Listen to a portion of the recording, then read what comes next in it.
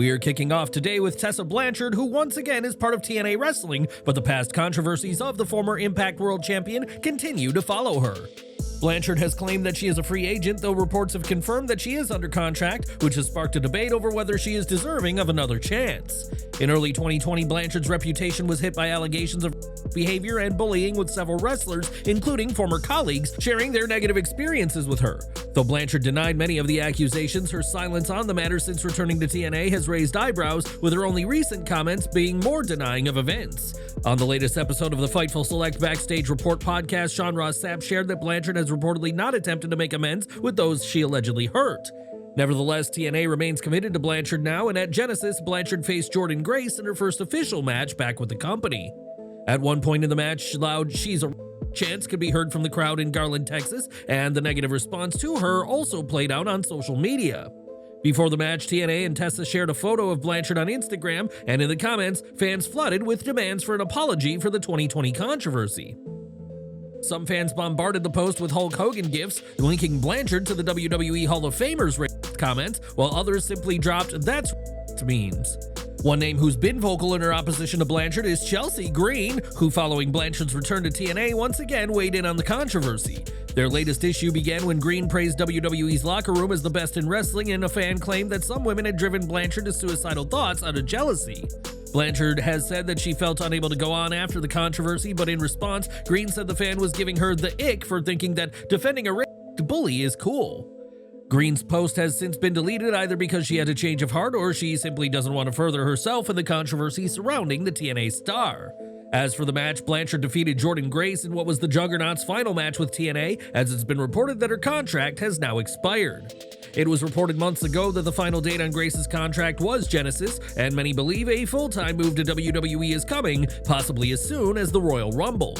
Grace was a key part of the TNA NXT crossover in 2024, and now fans could be seeing much more of her in WWE, potentially as a fully fledged superstar. As for Blanchard, she's back under the spotlight, and the question remains, will she take the steps to repair her reputation, or is she hoping to move forward without addressing the past? TNA may have held its Genesis pay-per-view in Garland, Texas last night, but one of the company's champions, PCO, was at a different event, and in an appearance nobody will forget. At the People vs. GCW, PCO won the Kickoff Rumble by eliminating Shane Mercer, but then the TNA Digital Media Champion shocked the crowd by destroying the championship. PCO laid his title across a steel chair and smashed it to pieces with a sledgehammer and proceeded to grab a mic and unleash on TNA. PCO spoke about his frustrations over merch sales, ticket revenue, and his position in TNA, but fans barely got to hear his tirade as the live feed promptly cut to an ad break. When the show returned, PCO was gone, and PW Insider reports this wasn't a storyline meltdown, but his anger was very real. PCO's contract ran out, and the destruction of the title was his way of making sure TNA knows exactly how he's feeling as he departs the promotion. TNA has yet to address the situation, and PCO himself has not commented on what the future of his career will look like, though it's clear he's done with TNA wrestling. PCO has been with the company since 2022 and held the Digital Media Championships in Slammiversary 2024, and he's evidently not happy with the company. What do you think about PCO's fiery departure? Did he go too far, or was this the perfect way to close out his TNA run? Drop your thoughts in the comments. More from the People vs. GCW's Allie Katch suffered a devastating injury mere moments into her match with Effie, and this setback cut the match short and forced an abrupt ending. The two former tag team partners fought for a shot at Mance Warner's GCW World title in the main event, but a suicide dive by Katch saw her land awkwardly and twist her foot.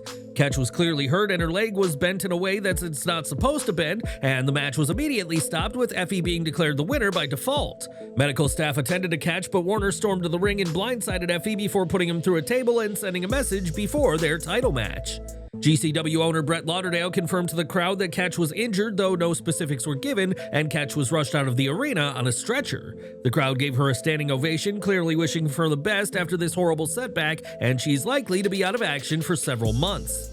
On Twitter, Effie described the situation as a real bummer, as this was not the way he wanted to win, and hopes Katch is okay despite their history, as the pair have been rivals. Effie added that sometimes things change and you gotta go with the flow, and though this title shot didn't feel earned, he's competing for the both of them. With Katch sidelined, fans are wondering how long she'll be out and what's next for when she returns, and we're wishing her a full and speedy recovery. In the main event of TNA Genesis, Hendry challenged for the world title, a championship he'd wrestled for twice before but had yet to win the big one. Hendry previously competed for the gold at Slammiversary and Bound for Glory, and his losses on both nights had left fans wondering if TNA would ever pull the trigger on the popular star. Joe battled Nick Nemeth at Genesis, who'd held the gold since Slammiversary, but during the match, Frankie Kazarian showed up with his Collier's Shot Gauntlet trophy. That guarantees Kazarian a title match at a time of his choice, similar to WWE's Money in the Bank, but JBL flattened Kaz with a clothesline, ensuring he wouldn't be a factor.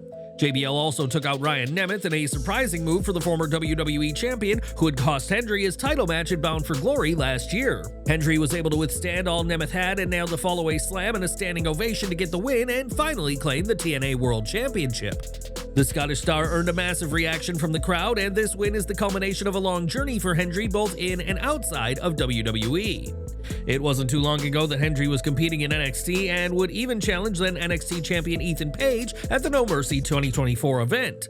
As the new TNA champion, time will tell what the future holds for the new champ, but 2025 is shaping up to be a massive year for those who believe in Joe Hendry.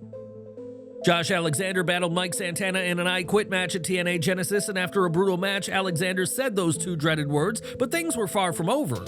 Post-match, the two men shook hands in the ring, and the Walking Weapon said that Santana is the new standard in TNA wrestling, and that in addition to quitting the match, he had quit TNA. Alexander gave no explanation before his announcement and slid out of the ring, leaving Santana and the fans in Garland, Texas in utter shock. In September 2024, Alexander shared in an interview with WrestleManiac that he was considering leaving TNA in order to explore free agency. With his TNA career behind him, all eyes are on what the former world champion does next and whether he could soon be finding his way to WWE. More from TNA Genesis, as in the days before the show, it was teased that the event would feature involvement from WWE NXT, and that certainly proved to be the case. During the TNA Tag Team title match between the Hardys and the Rascals, NXT Tag Team champions Nathan Frazier and Axiom arrived with steel chairs in hand.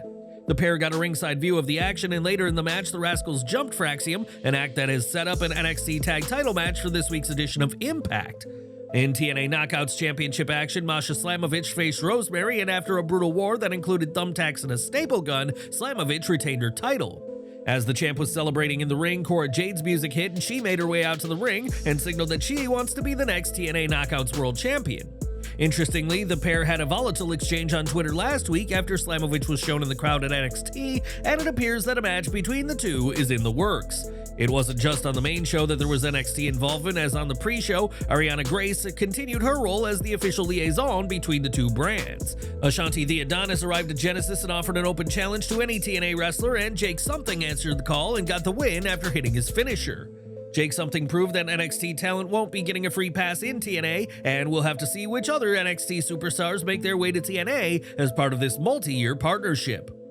Now, it's been months since Jade Cargill was attacked on WWE SmackDown, and for some time, the prime suspect among fans has been Naomi. On the latest SmackDown, Naomi said there'd been no leads in IDing Jade's attacker, which led to Cargill tweeting a "you sure?" suggesting she doesn't believe the glow. This has led to fans looking back to try and see any previous issues between the two, and it's been pointed out that it was Cargill who eliminated Naomi from the 2024 Women's Royal Rumble match. That act robbed Naomi of what would have been a storybook comeback, as that match marked Naomi's return to WWE after the controversial walkout of May 2022. It's possible that Naomi is holding a grudge, and the glow has certainly benefited the most in Jade's absence, as she's replaced Cargill as a tag team champion alongside Bianca Belair. Triple H is a known fan of long-term storytelling, so it's easy to see this story dating back months or even a whole year for a feud between Naomi and Cargill. But what do you think of these theories? Is Naomi the culprit, or is there somebody else on the roster who took out the former TBS champion? Give your predictions down in the comments. It was at NXT New Year's Evil that Giulia captured the NXT Women's Championship from Roxanne Perez, and now the beautiful Mazness has had her first title defense. On Twitter, Giulia shared a photo from her first title defense, which saw the Japanese star defeat both Lola Vice and Ren Sinclair at an NXT live event in Melbourne, Florida. That match occurred on January 18th, and in her tweet, the champion was willing to offer one-on-one title matches to both Sinclair and Vice. Giulia has reached the peak of the NXT women's division, with fans excited to see what's to come for her, especially now that she has a successful title defense under her belt. But what do you make of Giulia as the NXT women's champion, and who do you want to see her face on TV? Give your picks in the comments down below. In 2005, the wrestling world lost Eddie Guerrero at the tragically young age of 38, and Latino Heat's legacy continues on in the industry. Now Guerrero's daughter Kaylie is ready to follow in her father's footsteps, as on Twitter, she said her father's legacy has inspired her and that there's a fire inside of her. Kaylie added that she's in need of a mentor as she begins this new journey in her life and is ready to carry on the Guerrero name in the ring. Kaylie's sister Shawl previously wrestled in WWE NXT, but now Kaylie is ready to step in the ring. And are you excited about this? Share your thoughts in the comments section. Recently, Jarrett shared that he signed his final in-ring contract and plans to capture the AEW World Championship before he hangs up his boots for good. This has left fans speculating about Jeff being in the main event scene at some point in 2025, but fans eager to see Jarrett hold world title gold one last time will be disappointed. On the Fightful Select Backstage Report podcast, Sean Ross Sapp was asked about long-term plans for a Jarrett title run and shared that there's no creative plans to put the gold on him. Jeff's focus on TV has already shifted away from the title as he's now feuding with MJF, who was willing to help Jeff win the gold if Jarrett gave the scumbag the first shot at the title.